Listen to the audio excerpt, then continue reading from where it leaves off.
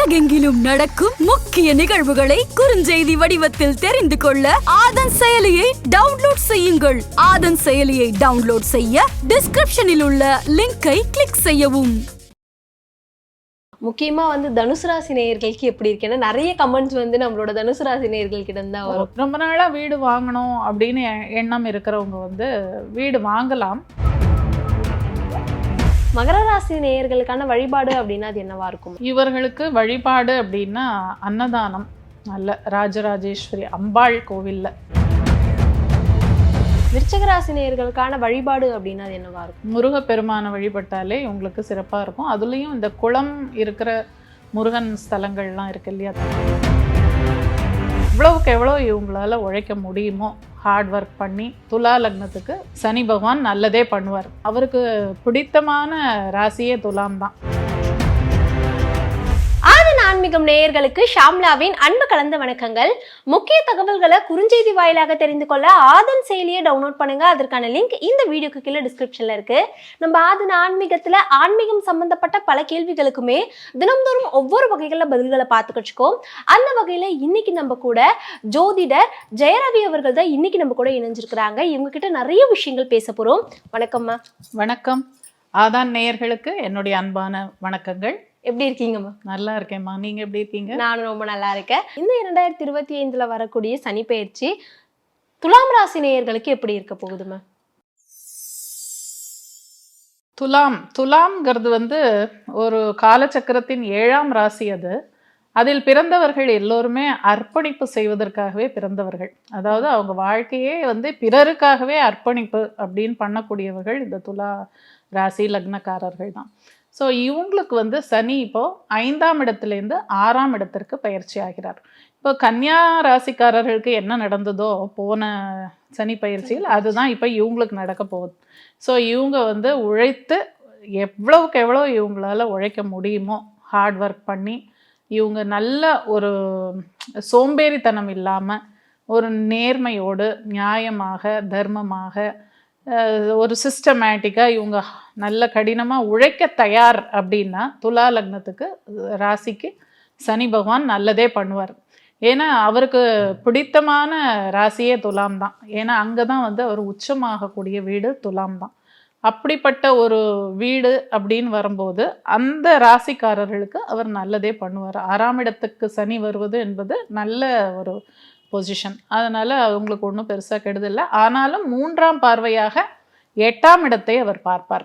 8ஆம் இடம் என்பது ஏற்கனவே நான் சொல்லியிருக்கேன் பார்த்தீங்களா, அவஸ்தை, இந்த துன்பங்கள், அவமானங்கள், நஷ்டங்கள், இடையூறுகள், தடைகள், இந்த மாதிரி விஷயங்கள்லாம் அந்த 8ஆம் இடத்திற்கு உண்டான சில விஷயங்களை செய்தாலும் அதிலிருந்து எப்படியும் அவங்கள மீட்டு கொண்டு வந்துருவார், கெடுக்க மாட்டார். ஏன்னா அது துலாம்ங்கிறது அவருக்கு பிடித்தமான ஒரு ராசி. அதனால அவங்களுக்கு நல்லதே நடக்கும். அதற்கப்புறம் 7ஆம் பார்வையாக 12ஆம் இடத்தை பார்ப்பார். 12ஆம் இடம் அப்படிங்கிறது விரயஸ்தானம்னு சொல்லுவோம். அதாவது நிறைய செலவுகள், அது காலச்சக்கரத்தின் 6ஆம் இடமாக வருவதால் இவங்களுக்கு உடல் ரீதியாக ஏதாவது மெடிக்கல் எக்ஸ்பென்சஸ் அந்த மாதிரி விரயங்கள் ஆகும்.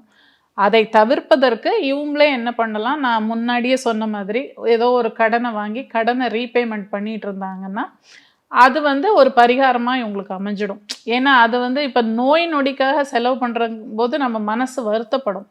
ஒரு கடன் அப்படிங்கிறது ஒரு அவங்கவுங்க கெப்பாசிட்டிக்கு தகுந்த மாதிரி. அதுக்குன்னு இப்போ மாதம் 10,000 ரூபா சம்பாதிக்கிறவங்க போய் 10 லட்சத்துக்கு கடன் வாங்குன்னா அது தப்பு.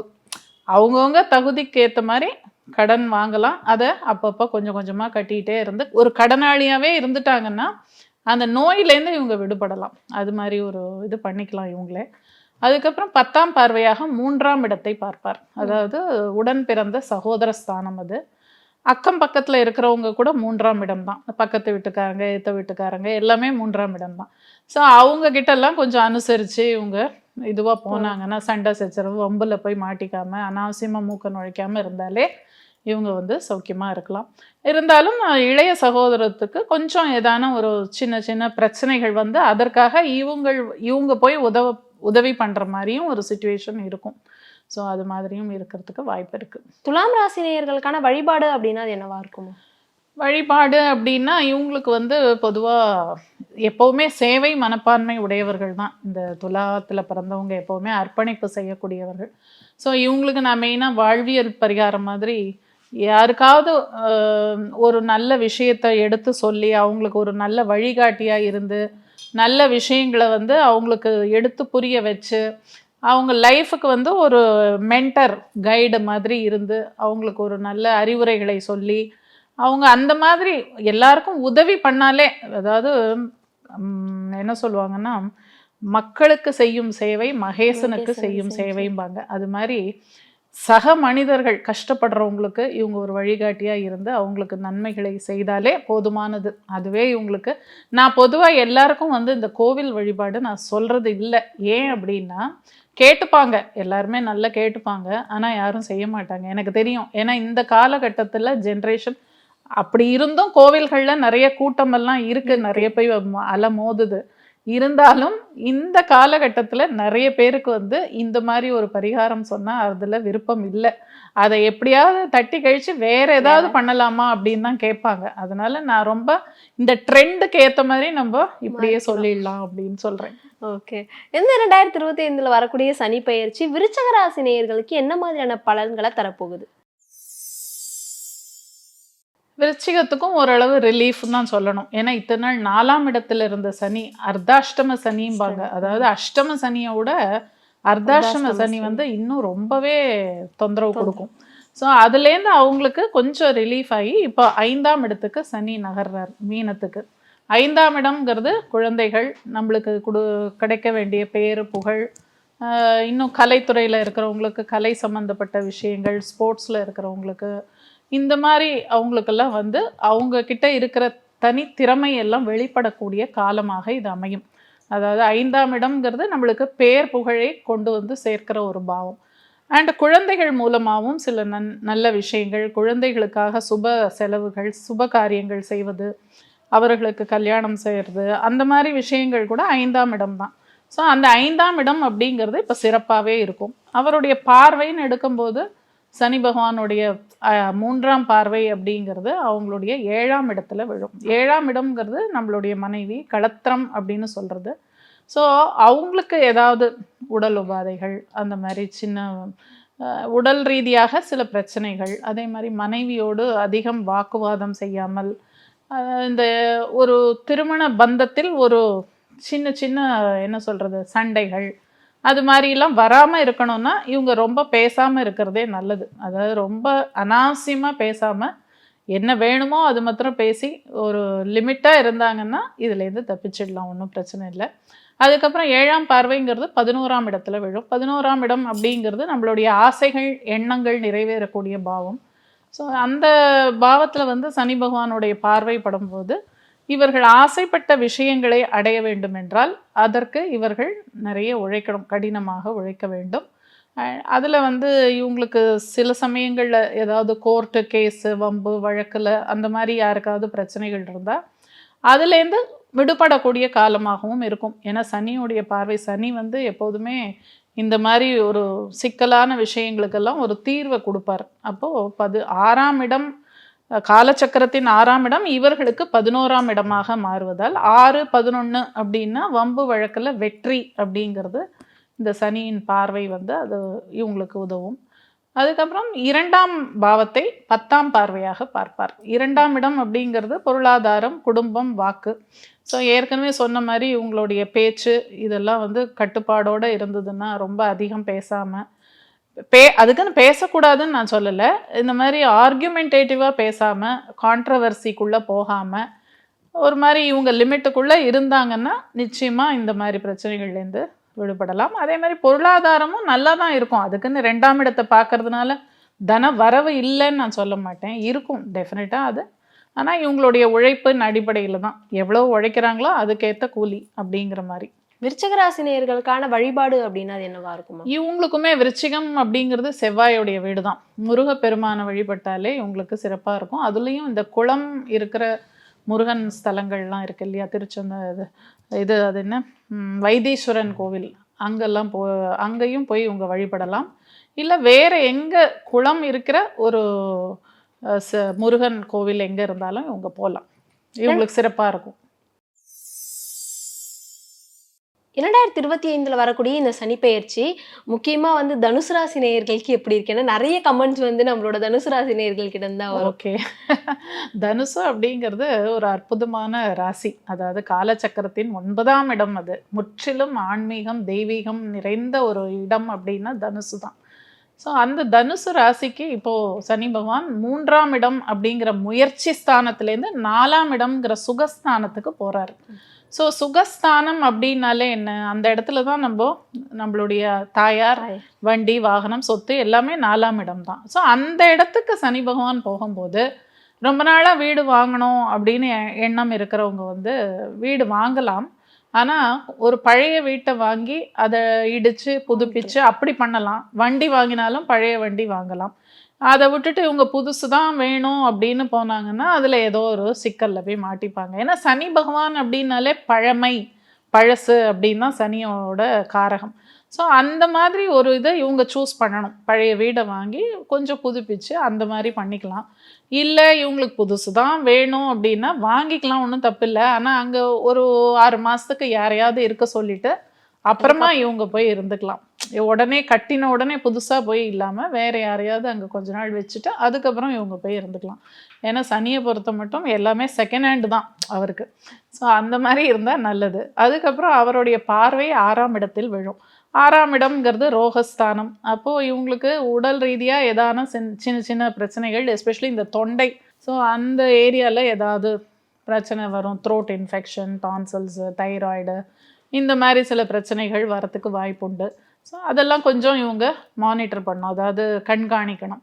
டாக்டர்கிட்ட ஏதாவது ஒரு சின்ன பிரச்சனைனா கூட உடனே போய் செக் பண்ணிக்கிறது நல்லது. அது இல்லைன்னா அது பெருசாக விட்டு அதுக்கப்புறம் பார்த்தா அது கஷ்டமாயிடும், சிக்கல் வரும். அதனால முதல்லயே இவங்க அதெல்லாம் கொஞ்சம் கேர்ஃபுல்லாக இருக்கலாம். அதுக்கப்புறம் வந்து அவருடைய 7ஆம் பார்வை அப்படிங்கிறது 10ஆம் இடம் அப்படிங்கிற உத்தியோகஸ்தானத்தில் இருக்கும்.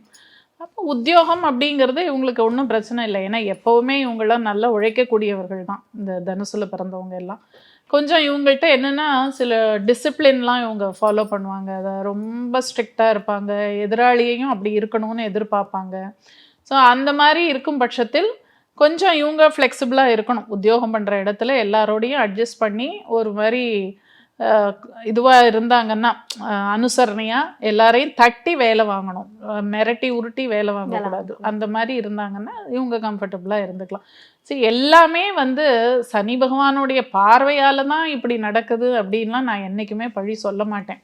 நம்ம கிட்டையும் சில மாற்றங்கள் ஏற்படணும் இல்லையா? எத்தனை நாளைக்கு நம்ம இப்படியே இருக்க முடியும்? கொஞ்சம் நம்மளை மாற்றிக்கணும்னா இந்த மாதிரி கிரகங்கள் வந்து ஏதாவது நம்மளை மிரட்டினாதான் நம்ம வந்து பக்குவப்பட்டு நம்ம இதெல்லாம் வந்து அவர் சொல்லி கொடுக்குற பாடம், இதெல்லாம் வாழ்க்கை பாடம்.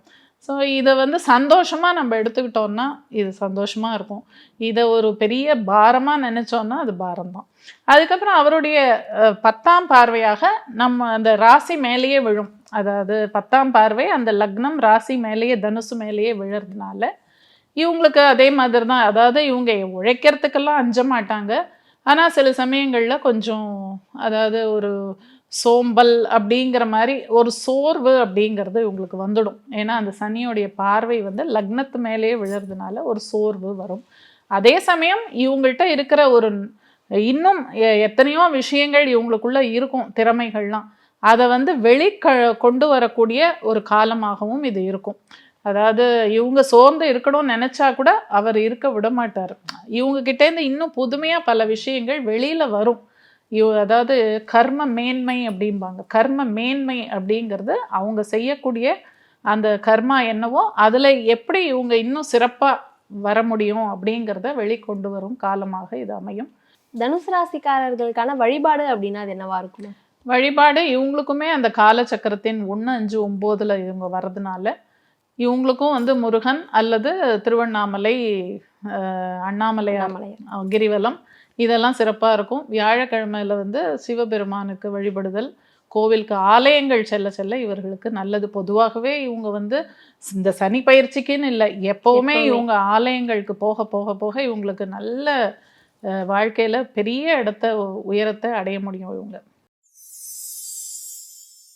வரக்கூடிய இந்த சனி பெயர்ச்சி மகர ராசி நேயர்களுக்கு எப்படி இருக்க போகுதுமா?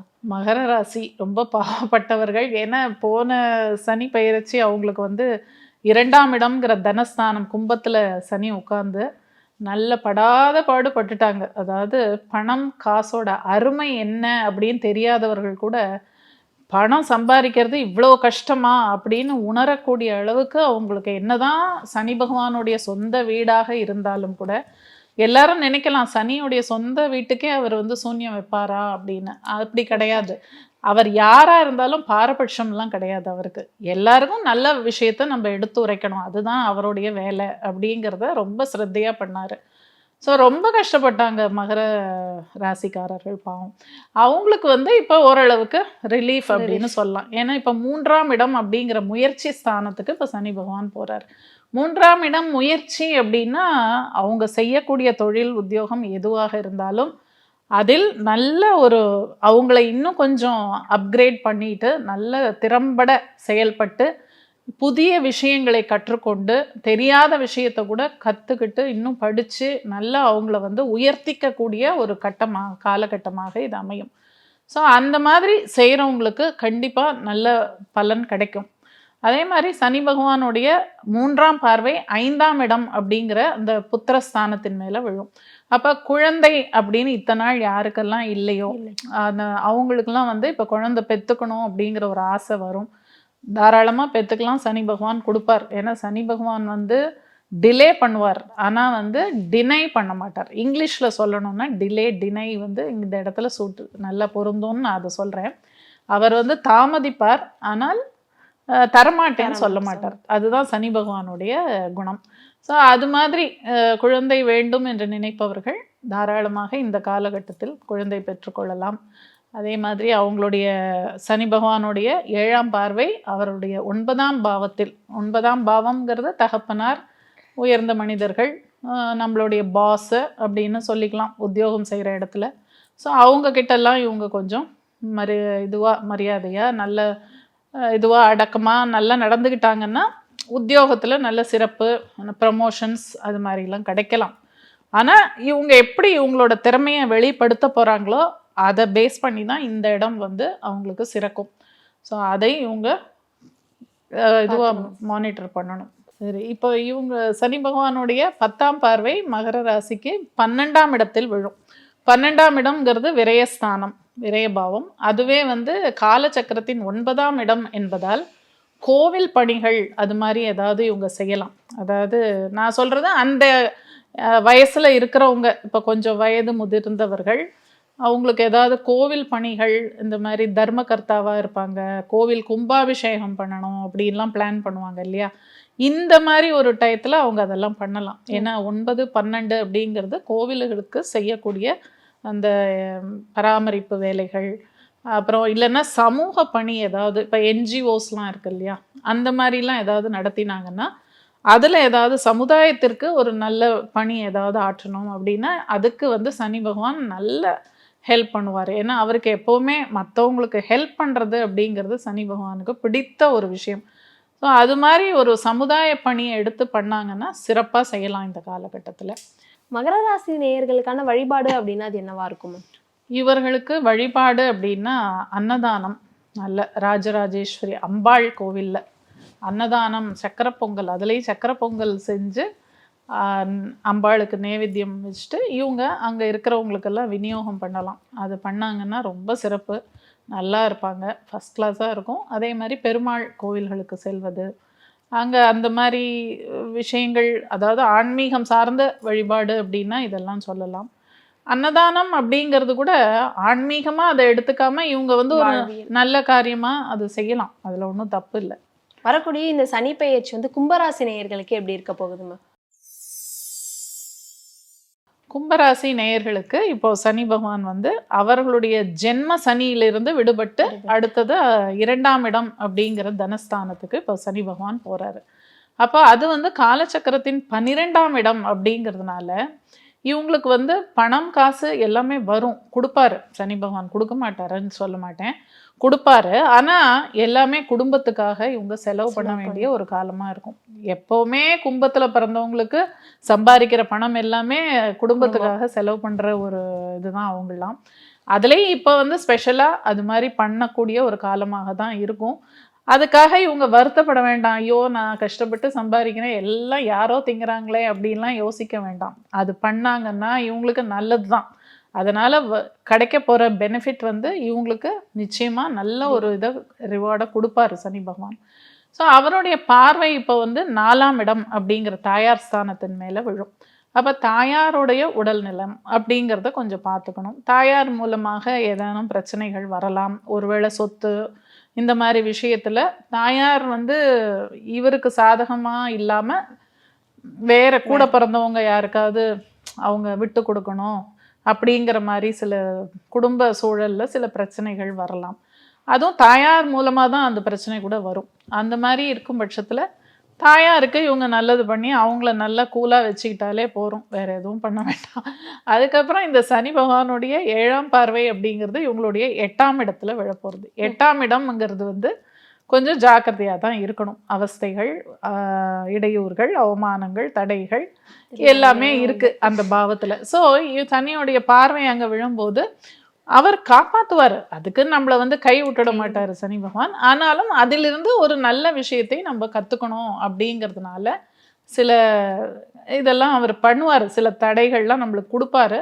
இருந்தாலும் கடைசியில போகும்போது நல்லதை பண்ணிட்டு போயிடுவார். அதனால பயப்பட வேண்டாம். அதுக்கப்புறம் சனி பகவானுடைய 10ஆம் பார்வை அப்படிங்கிறது கும்பத்தின் 11ஆம் இடத்திற்கு விழும். 11ஆம் இடம் அப்படிங்கிறது அபிலாஷைகள் பூர்த்தி ஆகக்கூடிய பாவம். நம்மளுக்கு தேவையான விஷயங்கள் என்ன ஆசைப்படுறோமோ எல்லாத்தையுமே கொடுப்பார். அதுக்கு உண்டான சோதனைகளுக்கு உட்படுத்தி அதுக்கப்புறம் நம்மளுக்கு அந்த விஷயங்களை கொடுப்பார். அது சிறப்பாகவே இருக்கும். மூத்த சகோதரர்களால் ஏதான ஒரு சிக்கல் வந்து அவங்களுக்கு நம்ம ஏதாவது பண்ண வேண்டிய ஒரு சூழலும் வரும். ஏன்னா 11ஆம் இடம்ங்கிறது மூத்த சகோதரர்கள், நண்பர்கள், இவங்களுக்கெல்லாம் ஏதாவது நம்ம பண்ண வேண்டிய ஒரு சூழல் வரலாம்.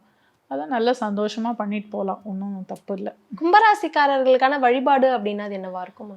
வழிபாடு அப்படின்னா இவங்க வந்து பெருமாள் கோவில்ல மணி கட்டுறது அப்படின்னு சொல்லுவாங்கல்ல, கோவில்ல மணி கட்டுவோம், அந்த மாதிரி மணி கட்டலாம். இல்ல இவங்க வந்து இந்த வாசனாதி பொருட்கள்லாம் இருக்குல்ல, ஊதுபத்தி, இந்த தூபம், இந்த மாதிரி விஷயங்கள்லாம் கோவிலுக்கு வாங்கி கொடுக்கலாம். இல்லை இதெல்லாம் நான் கோவிலுக்கெல்லாம் போக மாட்டேன் அப்படின்னு சொல்றவங்களுக்கு வீட்டில் இசை கேட்கலாம். இசையை வந்து நல்ல இசை கேட்கலாம். அதுக்குன்னு தெய்வீக பாடல் தான் கேட்கணும்னு நான் சொல்லலை. ஏதோ ஒரு நல்ல இசை, இன்ஸ்ட்ருமெண்டல் மியூசிக், அதாவது அந்த மாதிரி விஷயங்கள்லாம் வீட்டில் எப்போவுமே ஒலிச்சிக்கிட்டு இருந்தால் அதுவே ஒரு பாசிட்டிவிட்டியை நம்மளுக்கு கொடுக்கும். அது மாதிரி விஷயங்களும் பண்ணலாம். இவங்க வாழ்வியல் பரிகாரமாக இதை எடுத்துக்கலாம். கண்டிப்பாக வரக்கூடிய சனி பயிற்சியில கடைசி ராசியாக இருக்கக்கூடிய மீனம் ராசினர்களுக்கு இந்த வருடம் என்ன மாதிரியான பலன்கள் காத்துக்கிட்டு? மீன ராசி அப்படின்னு வரும்போது அதுதான், அதாவது சனி பயிற்சி ஆகக்கூடிய ஒரு இத்தனை நாள் 12ஆம் இடத்துல இருந்த சனி பகவான் இப்போ அவங்க ராசி மேலேயே போய் உட்கார போறார் அங்க. அப்போ இது ஜென்ம சனி அப்படின்னு சொல்லுவோம் இல்லையா? ஜென்ம சனி அப்படிங்கிறதுனால ஒன்றும் அது ஸ்பெஷலா அதுக்காக இது பண்ண வேண்டாம். என்னன்னா நம்ம கிட்ட இருக்கிற சில விஷயங்களை வெளியில கொண்டு வர போறார். அதாவது நம்மளுக்குன்னு சில ஆம்பிஷன்ஸ் எல்லாம் இருக்கும் இல்லையா? நான் இது பண்ணணும், அது சாதிக்கணும், நான் என் பிறவியில் நான் என்ன பண்ணணும், நான் எதுக்காக பிறந்தேன், ஏதோ ஒன்று சாதிக்கணும், இப்படிலாம் நினைப்பாங்க சில பேர். ஸோ அப்படி நினைக்கிறவங்களுக்கு இதெல்லாம் நீ பண்ண, நீ உன்னை மேம்படுத்திக்கோ, நீ வெளியில் வா அப்படிங்கிற அளவுக்கு சனி பகவான் அங்கே இருந்து அவங்களுக்கு ஒரு உந்துதலை கொடுத்து அவங்க கிட்ட இருக்கிற நல்ல விஷயங்கள்லாம் வெளியில் வரக்கூடிய ஒரு காலமாக தான் இது இருக்கும். இதுக்காக அவங்க நிறைய உழைக்க வேண்டிய ஒரு கட்டமாகவும் இருக்கும். ஏன்னா அது 12ஆம் இடம் அப்படிங்கிறது வந்து எப்போவுமே எல்லாத்தையும் விரயம் பண்ணுறது. விரயம்னா பணம் காசு மாத்திரம் இல்லை, நம்ம கிட்ட இருக்கிற எனர்ஜி அதுவும் விரயம் பண்ணுறோம் இல்லையா? ஸோ அந்த மாதிரி ஒரு காலகட்டம் தான் இது. ஸோ அவங்க ஜென்ம சனிங்கிறதுக்காக எதுவும் பயந்து ஐயோ எனக்கு என்ன பண்ணுமோ ஏது பண்ணுமோ அப்படிலாம் நினைக்க வேண்டாம். அதுக்கப்புறம் அவருடைய 3ஆம் பார்வை 3ஆம் இடத்திலே விழும். 3ஆம் இடம் அப்படிங்கிறது உடன்பிறப்புகள். அப்போ உடன்பிறப்புகள் அவங்களுக்கு ஏதாவது சிக்கல்கள், அவங்களுக்கு ஏதாவது பிரச்சனை வந்து அந்த பிரச்சனைக்காக இவங்க போய் தலையிட்டு இவங்க அவங்களுக்கு உதவ வேண்டிய ஒரு கட்டமாக இருக்கும். இல்லைன்னா 3ஆம் இடம் மாமனார்னு சொல்லுவாங்க. மாமனாருக்காக ஏதாவது இவங்க பண்ண வேண்டிய ஒரு சூழல் வரலாம். இல்லை மாமனாராக ஏதாவது அவருக்கு உடம்பு சரியில்லாமல் போகிறது, உடல் ரீதியாக அவருக்கு ஏதாவது பிரச்சனைகள் அந்த மாதிரி இருக்கலாம். அதுக்கப்புறம் மீனத்திலேருந்து 7ஆம் பார்வையாக இவங்களுடைய 7ஆம் பாவத்தையே பார்ப்பார். களத்திர பாவம்னு சொல்லுவோம். அது புருஷன் பொண்டாட்டிக்குள்ள சின்ன சின்ன வாக்குவாதங்கள், பிரச்சனைகள் அது மாதிரிலாம் வரும். ஏன்னா இவங்களுக்கு லக்னத்தில் இப்போ ஜென்மத்தில் சனி உட்காந்து இவங்க கிட்ட இருக்கிற திறமைகளெல்லாம் வெளியில் கொண்டு வரணும்னு இவங்க ரொம்ப ஆம்பிஷியஸாக அப்படியே அதில் மூழ்கி இருப்பாங்க.